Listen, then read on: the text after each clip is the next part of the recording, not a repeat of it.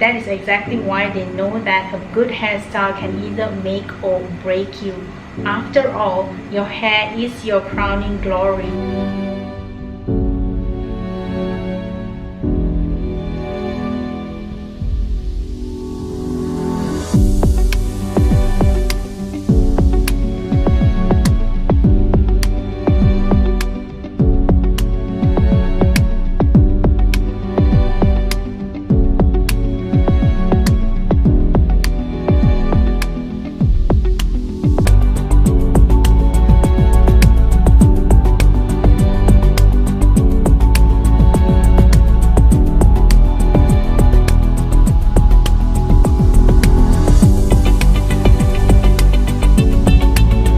Hello everyone, welcome back to my channel. If you are new here, my name is Eileen and thank you so much for spending time with me.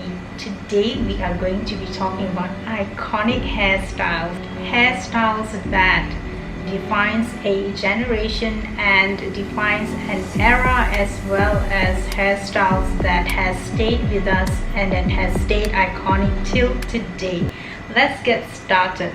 Ever since the beginning of time, queens and movie stars have always known that apart from looking good, the right hairstyle can either make or break them. When you look at Queen Cleopatra, you can also see that in the reenactment of Cleopatra, which was so fabulously played by Elizabeth Taylor. So that sleek bob hairstyle has always stayed in vogue even till today.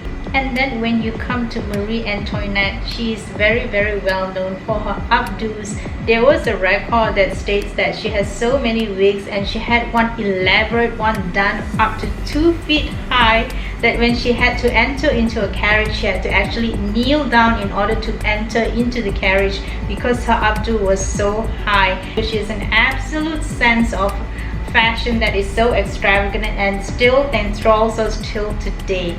And then when you talk about Empress Sisi of Austria, you can see thankfully that during that period in time, there are already photographs of her available. You can see how beautiful she was, and one of her most iconic looks is her luscious locks all the way almost to the ground. You can see that it's in such good condition and so thick and luscious as well. Not only royalty has always known that the hairstyle is so important to their image, but obviously Hollywood movie stars, especially from the golden age of Hollywood. You can see movie stars of today, even Aishwarya Rai, as having a nod to old Hollywood. Today is something very old Hollywood. We keep the hair kind of a shout out to old Hollywood, but keep the face fresh. So when you talk about old Hollywood, I can't help but think about one of my favorites, which was Rita Hayworth. She was the screen goddess from the 1940s. You can see why, because she's got that luscious locks, that voluminous mane of hers, and she was an absolute dream of a dancer. Every time she moves about, you can see her mane of hair flying about and framing her beautiful face. She also, you can see her in some of the movies in her updos, but personally I always love to see her with her hair down, which is her signature look. I still remember when I read about her autobiography that when she first came to Hollywood, the Hollywood executives told her then agent, who was to become her first husband, that her look was too Latin and they wanted her to do a makeover. So her agent spent a great deal of money, and I remember that she even went for electrolysis to lift up the hairline so that her face would be more prominent. And obviously the most magical of all, she did a hair makeover, and you can see the difference in her from the very solemn image of her with her hair severely pulled back, even though she was so beautiful, to the modern look that the Hollywood executives were looking for. So even men knew that, especially in Hollywood, men knows that the hair is the thing that is really very important to the image of a movie star, and you can see that so obviously also in Betty Grable. She was a pinup girl from the 1940s and very well known for her victory roles, so called, because it was apparently it was very famous after the wartime, and those rolls of curls in her hairdo was called victory rolls. I always think that she looks so fabulous in her updos rather than with her hair down. And then when it came to the 1950s, you can see Marilyn Monroe. She also had a Hollywood makeover. When she first came to Hollywood, she looked very sweet but very homely. The 1950s was much more of a shorter wavy bob, and you have Marilyn Monroe with her blonde hairdo, and also Grace Kelly and also Elizabeth Taylor, each of them having a different take on their hairstyle. And when it came to the 1960s, you can see Jacqueline Kennedy with her bouffant hairdo, with her more glamorized version of a bob, and also you can see Bridget Bardot with her glamorous updo. So then when it came to the 1970s, you cannot talk about the 1970s without talking about Farrah Fawcett with her famous wavy hairdo, and also Jacqueline Smith. I loved seeing them in Charlie's Angels. I think they're so glamorous and so beautiful.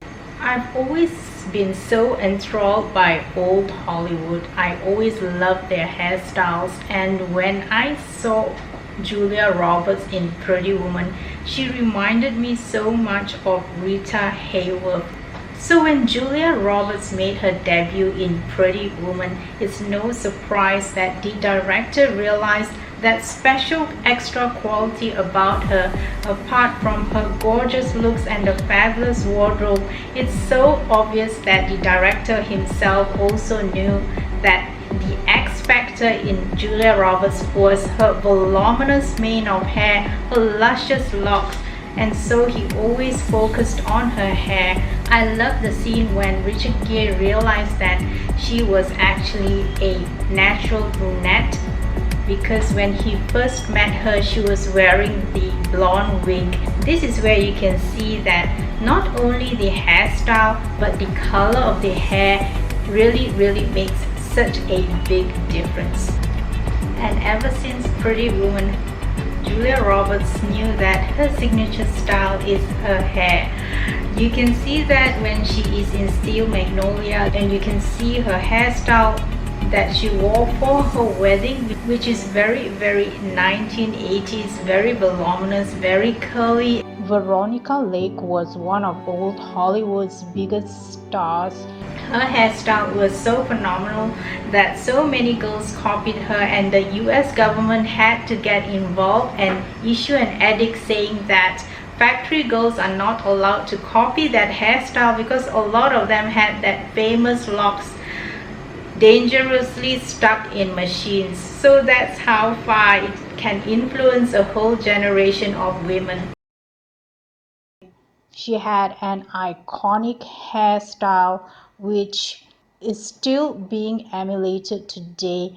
In the latest interview with Lady Gaga for her role in the House of Gucci, you can see her channeling Veronica Lake and her famous tresses. In the 1980s, Princess Diana personified what a modern royal should look like. Always elegant, always classy, and yet with a touch of glamour. Her hairstyle was copied by movie stars and girls all over the world. In modern times, you can see Duchess Kate Middleton also embody the modern royal. You can see her in her recent engagements having her beautiful tresses in a more glamorous, wavy sort of a styling.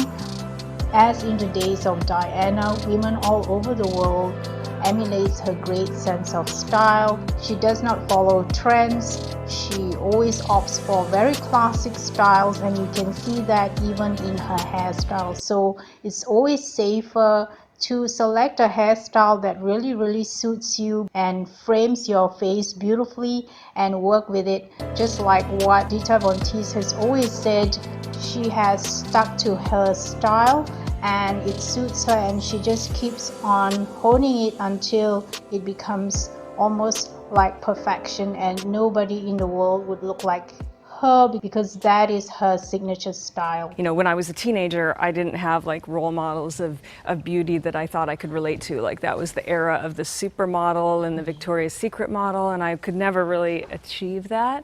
So I looked to the 1940s and 50s and that kind of glamour, which I realized I could create, you know, that Hollywood makeover. When you watch these movies, when you watch a star like Marilyn Monroe or Rita Hayworth or Hedy Lamarr, Betty Grable, it's not about natural beauty, it's about glamour and creation and creating an image that's larger than life, and I always like that idea. I don't use a hair and makeup and styling team. I still get ready for every red carpet. So you do everything yourself? Yeah, I like. That's amazing. You know, I like it. I like the process. You know, I like. I don't want to rely on a team of stylists. And you kind of know it. what looks good on you, like you know your face best. I teach girls how to do their own makeup too at home, and I think it's so important. They always epitomize glamour, and she, I think, to me, among all the modern day celebrities, really encapsulates the same kind of old Hollywood image.